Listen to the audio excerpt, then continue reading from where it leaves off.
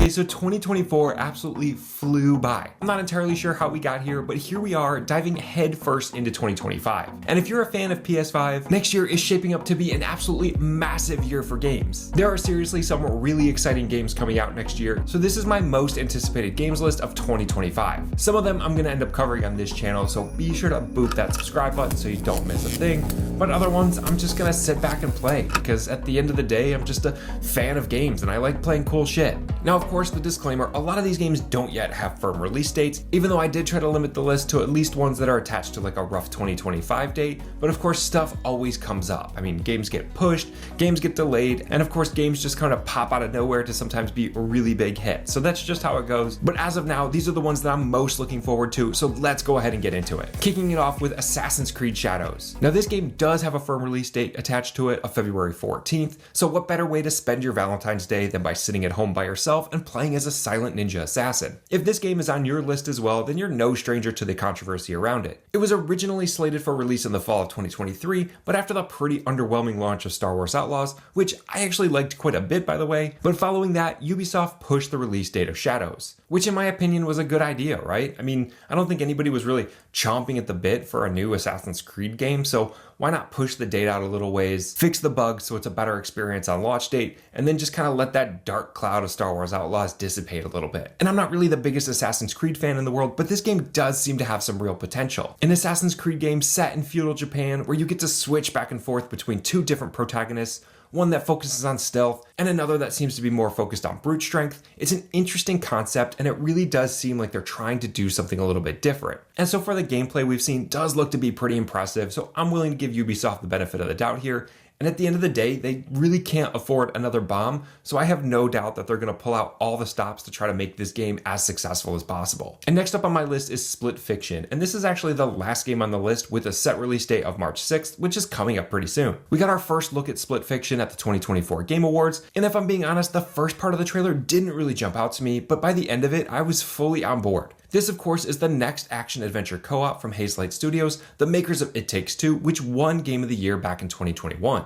And that game, if you haven't played it, is great. It's not some big epic open world game that tries to do everything. It's just a nice, concise game, a heartfelt story. It looked great, it performed well, and it was a blast to play as a co-op. And from the looks of things, Split Fiction is going to follow that same formula, but crank the dial all the way up to 11. From the trailer, we saw a good mix of puzzles and some pretty unique gameplay mechanics mixed in with a little dark humor, which has all the makings of something that I'm really going to enjoy. Okay, so this next one we have to talk about, so I'm just going to get it out of the way right out front. It's near the top of my most anticipated list. I'm sure it's at the top of yours. Grand Theft Auto 6. It's been more than 10 years since the release of Grand Theft Auto 5, which is a crazy long time to go between releases of games. Now granted, we did have Red Dead Redemption 2 in there, so we were able to get a little bit of our Rockstar fix, but still this game has been a long time coming. Now there's no firm release date here, just the year of 2025, which the speculation so far seems to point towards the fall of 2025, and honestly, I think a lot of us wouldn't be too surprised if this ends up getting pushed even later until earlier 2026. But the speculation around the release of GTA 6 seems to be creating a real vacuum with some of the other release dates. I mean, no game wants to release anywhere near GTA 6 because it's going to be just so huge and get so much attention.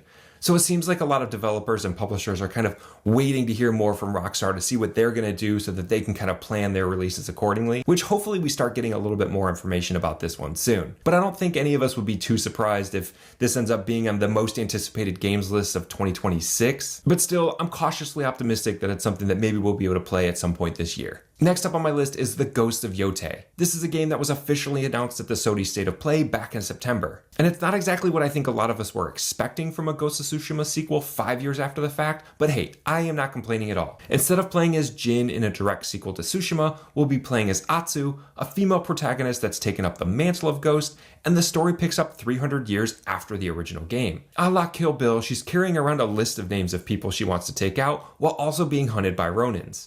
Now, I recently went back and replayed through Ghost of Tsushima, and I had forgotten just what a masterpiece that game is. Everything from the visuals to the combat to the story, it all came together in just such an awesome way. And with Yotei, the developers have promised to build on the foundation of what made Tsushima such a great experience, but will also introduce new mechanics, gameplay improvements, and additional weapons and variety. So basically, you're telling me that you're taking a game that was already a masterpiece and you're just expanding it and making it even better? I just don't see how this game can go wrong, and honestly, I'm really looking forward to this one. This probably is my most anticipated game of 2025, so I can't wait for it. Next up is Crimson Desert. I would say out of all the games on the list, this is probably the one we've seen the most of at this point. There have been a lot of extended looks and gameplay showcases that are available online, even though the game did just subtly get pushed back until later 2025 instead of the original release date, which was spring of 2025. Which again, okay, fine, just take your time and make a good game, because I think this one, on paper at least, has all the makings of a really good, maybe even a great game. Something that could potentially even vie for Game of the Year 2025. And I absolutely love an open world RPG. And this one looks to hit all the right notes. It's got interesting combat and a pretty expansive open world that you can really get lost in,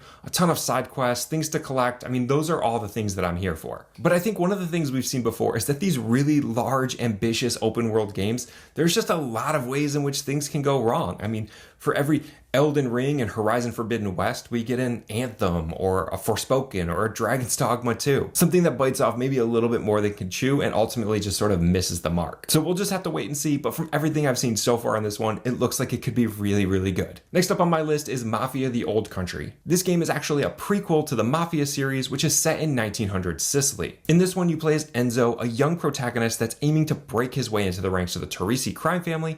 And unlike Mafia 3, which was pretty widely criticized for its open world, developers Hangar 13 are promising a linear story where you follow Enzo all the way through his rough childhood, into indentured servitude in the Sicilian salt mines, and ultimately his rise to power. And I really love the idea of a Godfather-style Mafia game, something that's based in the real world, and it's gritty and it's street level, and it's even based in a part of the world that you just don't see represented in games all that often. And it's just a nice change of pace from a lot of the futuristic sci-fi and dystopian alternate realities and even fantasy worlds that are pretty predominant in games these days. And I've also read that in terms of the combat, that while you get to choose between a variety of different weapons, there's going to be a heavy emphasis on Sicilian fighting, which I don't know exactly what that means, but it sounds completely badass, and I am definitely looking forward to being able to check it out. But next up on my list is Hell Is Us. This is one where you play as Remy, a United Nations peacekeeper set in an alternate reality 1990s, and you're looking for your parents. Now, I don't necessarily think that premise jumps off the page as something that's super exciting,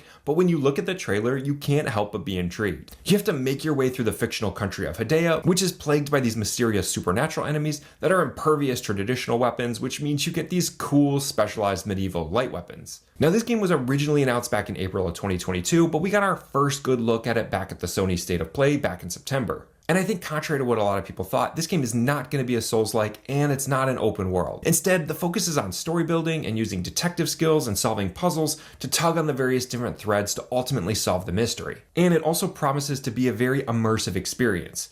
There's no HUD, no map markers, so you really have to talk to all the NPCs and listen to their dialogue, because they're going to give you clues that you then have to identify out in the world, and those things are going to kind of mark your path to make your way through the story. And this sounds like a game that my ADD is absolutely going to hate, because I'm going to have to sit through the dialogue and actually listen and pay attention to it all, but it still looks awesome, so I think it's going to be good. I'm really looking forward to it. Next up on the list is Marvel 1943: The Rise of Hydra. Now, as far as gameplay goes, we haven't really seen too much of this one up to this point, and we haven't really gotten all that many updates until just recently. There was an article that was just published by Entertainment Weekly, which I'll leave in the description if you want to check it out, but basically it confirms that this will be a new original story that explores the relationship between a young Steve Rogers, who's still coming to terms with his abilities, and a new Black Panther that we haven't yet seen before in any of the live Marvel media. And it sounds like the goal for the game is to provide a more grounded cinematic experience where we'll not only be able to explore occupied Paris during World War II, but also the jungles of Wakanda, which is still very much hidden from the world. Now, the development for this one is being led by Amy Hennig, who also led the development for the Uncharted series while she was at Naughty Dog. So with Amy at the helm, I feel like there's a good chance that at the very least we'll get a good, compelling story. Marvel games in general have been pretty hit or miss, so hopefully this one is more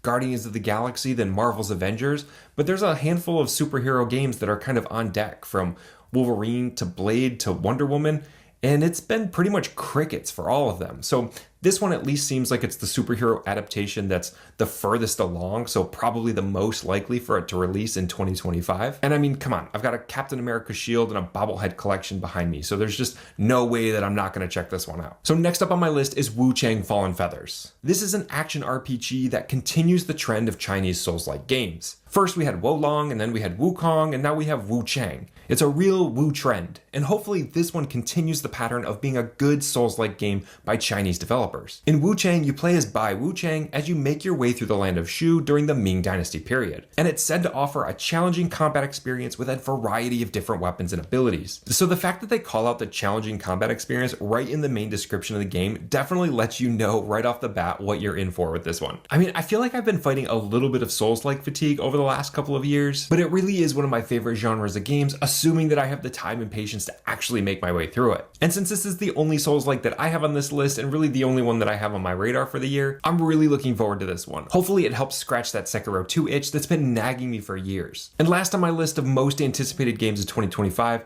is a game that I actually had on my most anticipated list back in 2024, and that's Little Nightmares 3. Yes, this one was originally slated for release in 2024, but was pushed, so hopefully we'll get to see it at some point in 2025. Now, disclaimer with this one, I haven't played the previous two Little Nightmares games, so I'd be curious to hear from you in the comments if you have and where this one falls on your hype scale. But I still find myself pretty intrigued by this game because it looks absolutely gorgeous and the sound design is really something that stands out. And the good news is that this is a standalone sequel, so it's not required that you play the previous two games in order to be able to jump right in and play this one.